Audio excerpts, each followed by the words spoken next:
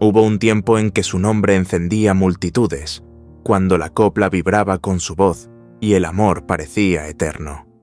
Pero ahora, a punto de cumplir 70 años, Isabel Pantoja vive entre susurros entre sombras y entre ausencias que pesan más que el oro de sus trajes de gala. En su finca, lejos del bullicio que una vez la idolatró la artista que fue símbolo de fuerza y pasión, enfrenta una soledad que hiela. Las cámaras ya no la siguen con devoción y los escenarios que alguna vez la aclamaron hoy guardan silencio. La salud que durante décadas sostuvo sus giras y su fuerza arrolladora comenzó a desmoronarse con una serie de hospitalizaciones que encendieron todas las alarmas. Su nombre volvió a ocupar titulares, pero no por un nuevo éxito, sino por una urgencia médica que la dejó expuesta, vulnerable, humana. ¿Qué pasó con aquella mujer que desafiaba el escándalo con la frente en alto? ¿En qué momento el amor, la maternidad y la gloria se transformaron en un camino de grietas invisibles? ¿Fue la cárcel, la muerte, el desamor o la traición lo que encendió el principio del fin? Hoy, distanciada de sus hijos, afectada por problemas de salud y sumergida en una calma que no siempre consuela, Isabel Pantoja despierta más preguntas que certezas. Dicen que hay heridas que no se ven, pero que laten todos los días. Y en el caso de la tonadillera, esas heridas tienen nombre, tienen historia, y tienen una voz que aún intenta cantar. La historia de Isabel Pantoja no comenzó entre luces y aplausos, sino en un rincón cálido de Sevilla, en el seno de una familia marcada por el arte y las pasiones profundas. Nació María Isabel Pantoja, Martín, hija de Juan Pantoja, cantaor de fandangos, y de Ana Martín, bailaora flamenca. El arte no era una elección, era un legado inevitable que le corría por la sangre. Desde pequeña ya se movía al ritmo de bulerías junto a su prima, en un grupo flamenco, mientras sus hermanos, Bernardo, Juan y Agustín, también comenzaban a explorar sus propios caminos musicales. Con solo 6 años, Isabel ya subía a un escenario en el Teatro San Fernando de Sevilla, lugar donde actuaba su padre. A los 14, abandonó la escuela y se trasladó a Palma de Mallorca para vivir con su abuelo paterno, el famoso cantaor Antonio Pantoja Jiménez, conocido como el Pipoño de Jerez. Fue él quien le enseñó a respirar el cante hondo, a sentir cada nota como una herida abierta y a convertir su voz en un canal de emoción. Muy pronto el talento natural de Isabel la llevó a brillar en el tablao El Embrujo, en un pueblo cercano a Sevilla. Allí no solo deslumbró al público, sino que llamó la atención de 2 hombres que cambiarían su destino, Juan Solano y Rafael de León. Ellos vieron en aquella joven mucho más que una voz flamenca, vieron una futura reina de la copla. Isabel se convirtió en su discípula y bajo su guía grabó sus primeros discos, 22 de abril, Tengo, A la Limón y Viva Triana. Coplas como El pájaro verde y Garlochí comenzaron a perfilarla como una estrella en ascenso. Pero su carrera no solo crecía en los estudios de grabación.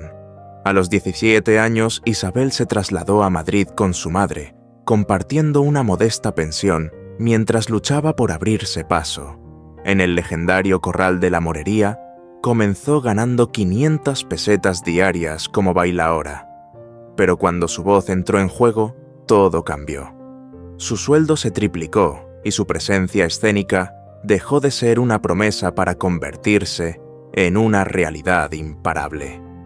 Pese a las carencias, pese al peso de un apellido que abría puertas, Isabel sabía que nada le sería regalado. Se entregó al arte con una disciplina feroz y una sensibilidad desbordante, y mientras grababa uno de sus discos más importantes, Cambiar por ti, su mundo interno colapsaba con la muerte de su padre. Pero en lugar de rendirse, eligió cantar. Usó la música como escudo, como refugio, como catarsis. Esta etapa de su vida fue como una primavera luminosa donde todo parecía florecer. El público la abrazaba a los escenarios, la reclamaban y su corazón aún latía libre. Pero ya en el horizonte se perfilaba el amor que lo cambiaría todo para siempre. El nombre de Isabel Pantoja ya resonaba con fuerza en toda España, pero fue el amor, esa chispa imposible de controlar, lo que terminó de consolidarla como un ícono. En 1980, durante una corrida de toros en la que participaba Francisco Rivera, Paquirri, ocurrió algo que ni el destino pudo evitar. La mirada de Isabel se cruzó con la del torero, y en ese cruce se inició una historia de amor que transformaría sus vidas y marcaría a todo un país. Al principio Isabel no tenía mayor interés por el mundo taurino, pero aceptó asistir por compromiso.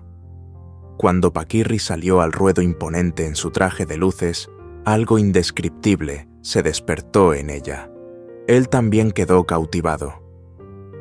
Tras la corrida, un encuentro casual en el hotel bastó para que se reconocieran como dos almas destinadas. «Tú eres Pantoja», dijo él. «Isabel, si no te importa», respondió ella. Fue apenas el inicio de una devoción mutua. Durante meses, Paquirri asistió a cada una de sus presentaciones, cruzando ciudades solo para verla cantar, hasta que en un camerino de Madrid le robó un beso que no se olvidaría jamás. Pronto los rumores sobre su relación tomaron fuerza, y el 30 de abril de 1983, España se paralizó para presenciar lo que muchos llamaron la boda del siglo. Isabel, envuelta en un vestido blanco con 7 metros de cola, recorrió Sevilla en un carruaje como una princesa flamenca. Paquirri la esperaba en la iglesia del Gran Poder, con un traje inspirado en Drácula. La emoción de aquella ceremonia, a la que asistieron duquesas cantantes, y el alma entera del país fue indescriptible. Isabel lloró durante sus votos. Paquirri no dejó de mirarla. El nacimiento de su hijo, Francisco José Rivera Pantoja, en febrero de 1984, selló esa felicidad con una promesa de eternidad. Por un instante todo era perfecto. Isabel era una esposa amada, una madre feliz y una estrella en el punto más alto de su carrera. Las radios sonaban con marinero de luces, el público la idolatraba, y su nombre era sinónimo de elegancia, talento y verdad. Pero la vida, como suele hacerlo con quienes brillan demasiado, se preparaba para dar un giro que lo cambiaría todo. A veces, el silencio tras el aplauso no anuncia descanso, sino tragedia. El 26 de septiembre de 1984, el país entero quedó paralizado. Francisco Rivera Paquirri entró a la plaza de toros de Pozoblanco, como tantas veces, con la misma temeridad que lo convirtió en leyenda. Pero esa tarde, el toro no bailó, atacó. Y con una embestida feroz, lo lanzó al aire, lo rompió por dentro y lo condenó al silencio eterno. Mientras la ambulancia recorría los caminos polvorientos hacia Córdoba, Isabel esperaba en casa, ignorando que esa llamada no sería como las otras. «Está muerto, sollozaba su mozo de espadas, y cuando el teléfono sonó, la voz al otro lado no era la que amaba. Era la noticia que partió en dos su vida. La mujer que la nación llamaba la viuda de España tenía solo 28 años. Se refugió en el negro del luto, en las gafas oscuras que no podían ocultar un dolor que le devoraba el alma. Durante 14 meses, el silencio fue su única compañía. Hasta que en noviembre de 1985, como quien se arranca las costillas para cantar, regresó a los escenarios con Marinero. De luces, un disco escrito por José Luis Perales, que no era solo música, era un lamento hecho canción. Cada verso era una herida abierta, cada nota un suspiro contenido. Y aunque el público volvió a aplaudirla, Isabel ya no era la misma. No volvió a casarse. No volvió a amar como antes. España la abrazó como símbolo de duelo, pero el vacío que le dejó Paquirri nunca encontró reemplazo. Años después, intentó reescribir su historia. En 1990, adoptó a una niña peruana, Isa, con la esperanza de que la maternidad llenara los huecos que el destino había dejado. Pero ni el amor más puro puede evitar que los fantasmas del pasado regresen. Y regresaron, en forma de relaciones fallidas, en forma de escándalos, en forma de cárcel. La más trágica figura de la copla se convirtió sin buscarlo en protagonista de los noticieros judiciales. El caso Malaya, la prisión, los juicios, los titulares. El 2 de mayo de 2007, Isabel fue arrestada por blanqueo de capitales, y en 2014, la misma mujer que había llorado en un altar cruzaba ahora las puertas de la prisión de Alcalá de Guadaira para pagar una condena que la quebró. Sus fans lloraron, sus enemigos celebraron, pero nadie pudo ignorar que la reina caía, y caía sola. Salió más de un año después, callada, herida, vigilada, y aunque intentó volver a la música, el brillo de antaño no era tan fácil de recuperar, porque la caída de Isabel no fue solo legal, fue emocional, fue humana, fue pública. Cuando las puertas de la prisión se cerraron detrás de ella por última vez, Isabel Pantoja no solo recuperó la libertad, también recuperó la posibilidad y el derecho de reinventarse. Pero la mujer que salió no era la misma que había entrado. Había en ella una fragilidad nueva, un silencio más profundo que el de cualquier celda, y una tristeza que se le notaba incluso cuando cantaba. Retornó a su finca cantora casi como un exilio autoimpuesto. Allí encontró algo parecido a la paz, aunque fuese efímera. Pero las heridas no habían cicatrizado del todo. Los vínculos con sus hijos, especialmente con Kiko, estaban quebrados. El pasado reciente aún quemaba, y el futuro era incierto. Sin embargo, como tantas veces antes, Isabel decidió seguir. Lo intentó con su música. Quiso volver con el álbum Hasta que se apague el sol, grabado con Juan Gabriel, guardado desde 2013. Y aunque logró lanzarlo finalmente, el eco no fue igual. El mundo había cambiado. La industria había cambiado. Ella también. En 2019 sorprendió a todos, aceptando un reto inesperado: participar en el reality Supervivientes. Su imagen de diva imbatible se diluyó ante las cámaras que la mostraban vulnerable, expuesta a la intemperie, al hambre, al juicio de todos. Resistió 10 semanas hasta que su salud le obligó a abandonar. Fue un intento de reconstrucción, quizás de redención pública, pero también un espejo crudo de lo que ya no podía ser. Luego llegó la pandemia, y con ella el encierro. Isabel se aisló con su madre, doña Ana, y su hermano Agustín. Durante esos meses de quietud forzada, la vida la golpeó con una pérdida que la dejó devastada: la muerte de su madre en 2021. La mujer que la acompañó en sus triunfos y sus ruinas, que fue su columna en los días de gloria y en los días de cárcel, se fue en silencio. Y con ella se llevó parte del alma de Isabel. No obstante, fiel a esa obstinación que siempre la caracterizó, volvió a intentarlo. Lanzó un nuevo sencillo, Enamórate, y organizó una gira especial por América Latina. En 2023 llegó incluso a asistir al glamuroso Baile de la Rosa en Mónaco, donde compartió mesa con figuras como Shirley Bassey, y fue agasajada por el príncipe Alberto. Vestía como antes, sonreía como antes, pero había en sus ojos algo que no se parecía a la Isabel de siempre. La prensa hablaba de una posible autobiografía, de un proyecto con Antonio Banderas, que finalmente fue desmentido.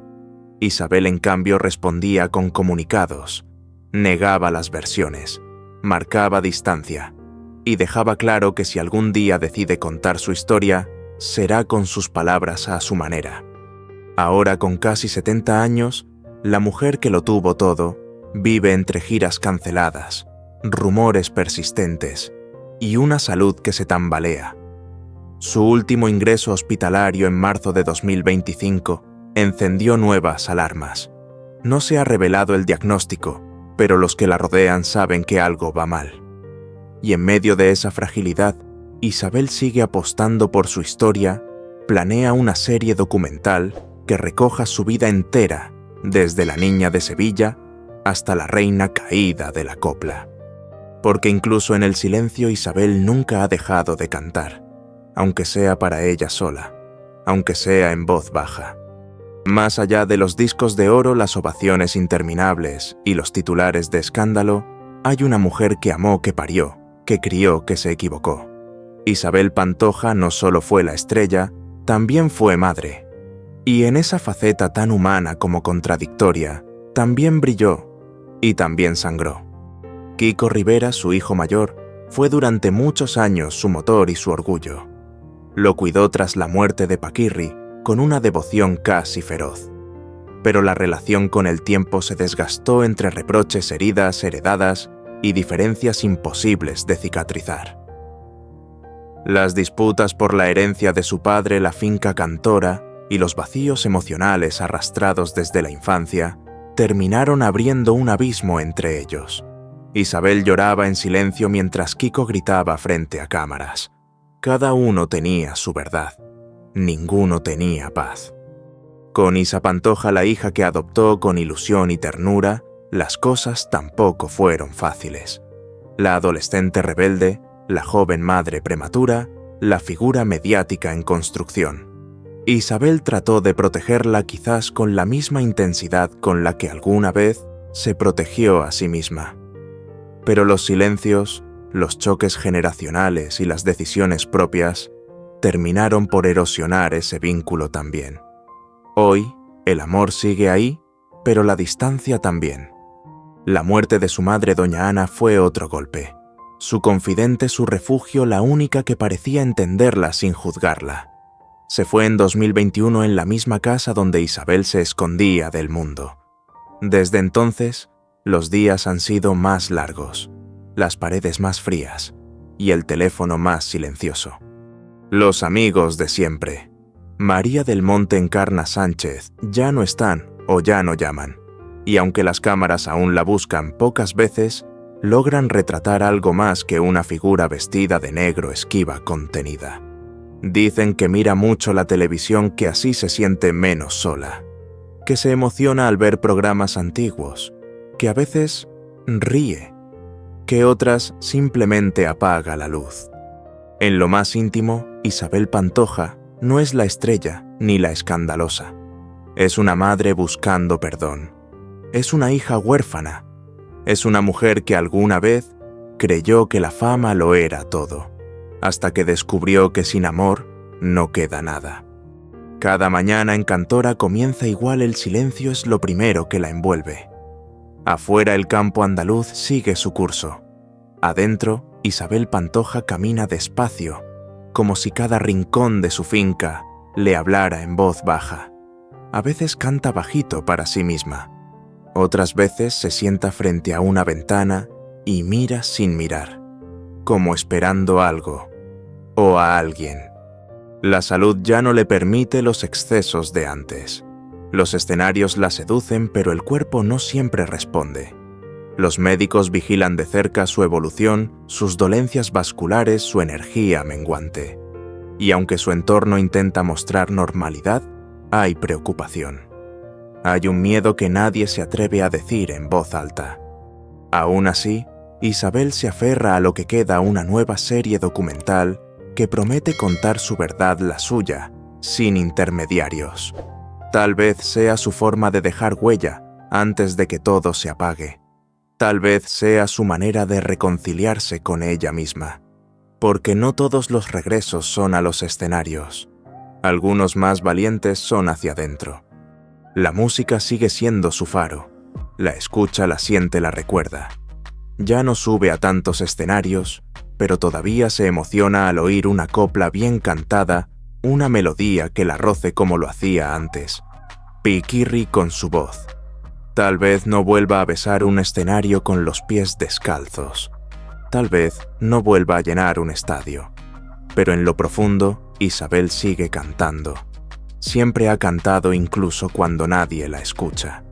Dicen que vive en una especie de despedida suave, que no ha perdido la esperanza de abrazar de nuevo a sus hijos, que a veces sueña con el mar, que escribe cartas que nunca envía, que perdona en silencio lo que nunca recibió, y que en el fondo, aunque no lo diga, aún espera que alguien toque a su puerta, no por la artista, sino por la mujer.